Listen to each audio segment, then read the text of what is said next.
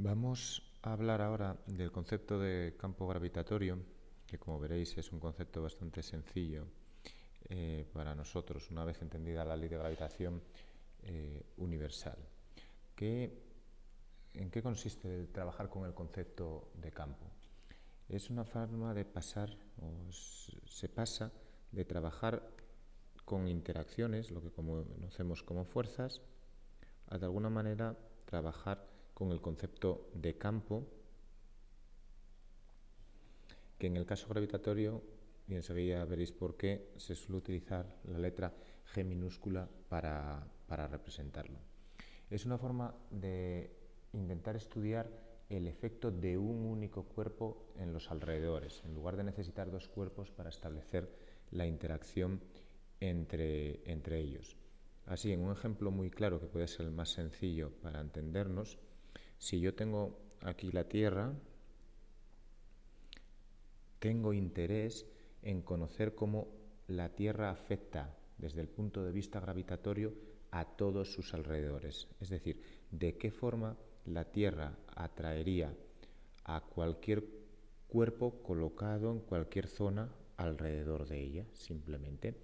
Pero no determino cuál es el cuerpo atraído, sino que simplemente estudio el efecto de la Tierra en sus alrededores desde el punto de vista gravitatorio. Para hacer esto matemáticamente, lo único que se hace para definir este campo es coger la interacción que nos interesa y dividirla entre la propiedad del cuerpo que sufre la interacción. Como en este caso, un cuerpo que sufriera aquí la interacción, por ejemplo, la propiedad característica de esta interacción es la masa, lo que hago es dividir la fuerza de gravitación universal, que vamos a recordar por si hay alguien despistado, que tenía este aspecto. Si ponemos el cuerpo 1 sobre el 2, y lo único que hacemos es dividirla entre la masa del cuerpo afectado. En este caso sería el 2, que sería este de aquí, si estamos llamando a la Tierra cuerpo 1. Al hacer esta cuenta, matemáticamente es muy sencillo, dividir entre m es simplemente que se cancela esta m en la ecuación, luego lo que obtenemos es una expresión muy similar a la propia ley de gravitación universal, tal que así. Si os fijáis, he dejado de escribir los subíndices de este tipo porque ahora el campo gravitatorio está definido para cualquier posición cercana a la Tierra. Es decir, tenemos la masa del cuerpo que estamos estudiando, cómo afecta a sus alrededores, y podemos estudiar cualquier punto a su alrededor correspondiente a la posición de ese punto.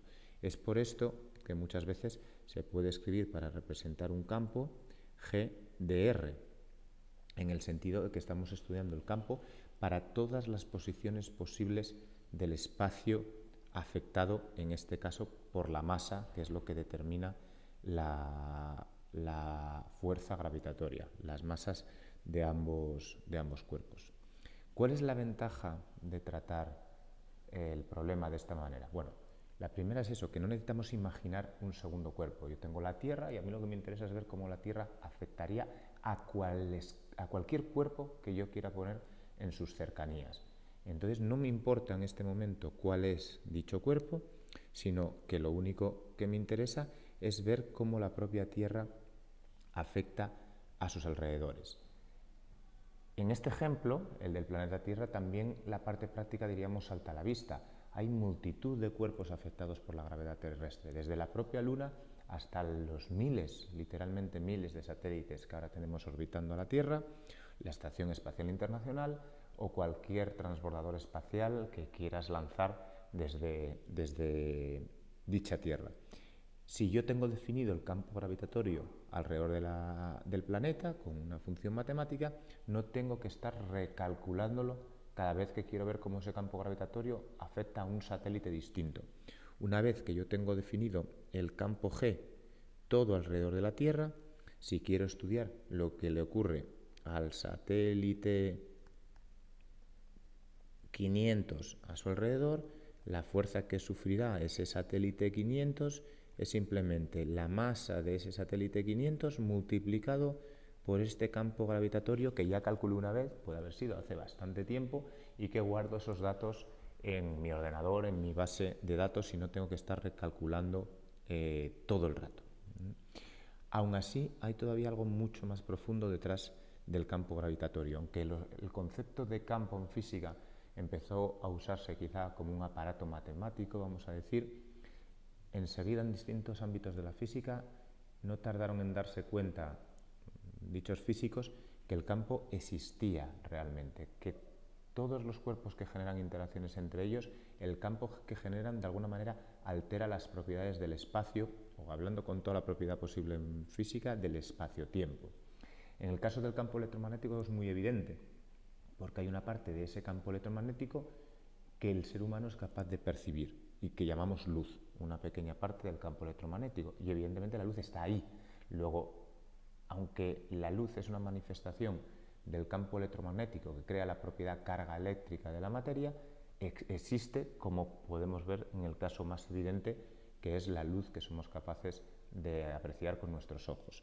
En el caso gravitatorio, las famosas ondas gravitacionales del experimento LIGO, que estuvieron, bueno, no sé si decir muy de moda en los telediarios habituales cuando por primera vez fueron detectadas, son la manifestación del campo gravitatorio en el espacio-tiempo sin necesidad de que existan dos cuerpos atrayéndose. Así, la forma de calcular el campo gravitatorio es esta expresión que tenemos ahí arriba y, como hemos dejado bien claro, sigue siendo una magnitud vectorial. Luego, si queremos dibujar el campo gravitatorio, también vamos a dibujar un vector, ¿vale? Un vector que tiene esencialmente signo negativo. El hecho de que tenga ese signo negativo hace que respecto a la Tierra, como el eje radial es siempre un eje que lo pongas donde lo pongas va hacia afuera de la Tierra, los vectores de campo gravitatorio, que voy a dibujar en verde, serán vectores que siempre apuntarán hacia el centro de la Tierra. Si yo quiero calcular estos vectores de campo gravitatorio, siempre apuntarán hacia el centro de la Tierra de manera radial, como una especie de rayos de sol, pero yendo siempre hacia adentro, apuntando hacia el centro de la Tierra. ¿Cuál será el módulo, perdón por esa línea curva, cuál será el módulo de estos vectores? Bueno, pues el módulo será hacer la cuenta que tenemos arriba. Cuando tengo el módulo de un vector se puede escribir de esta manera en física, o muchas veces se deja la misma letra sin la flechita de vector encima, y esto ya indica que es el módulo, y es simplemente esta parte, diríamos, de la gravitación universal sin la masa pequeña. Cuando nosotros dibujamos un campo, el criterio que se sigue, aparte de establecer claramente la dirección del campo, que eso es unívoco, es que de alguna manera, para indicar cómo de intenso es el campo en una zona, jugamos tanto con la longitud del vector como con la densidad de vectores dibujados. Es decir, si tengo una zona en la que el campo es muy intenso, dibujo más flechas hacia adentro, como en este caso que tengo 8, y si quisiera seguir dibujando campo más lejos, como ahora el campo es menos intenso porque está más lejos, esta distancia es mayor y al dividir va a dar un número más pequeño, dibujaría vectores ya más pequeñitos para indicar que en esa zona ya el campo tiene menos intensidad. Así que haría las mismas líneas, pero dibujando vectores más chiquititos en longitud. Eso hace, si os dais cuenta, que al mismo tiempo la densidad de vectores en una zona, por ejemplo en esta, en sí misma ya es menor, y esa menor densidad de vectores dibujados en la zona también indica de forma gráfica que el campo es menos intenso. Zonas donde la densidad de líneas, como aquí, es mucho mayor, es que el campo es más intenso. Zonas con densidad de líneas menor, es que el campo es menos intenso.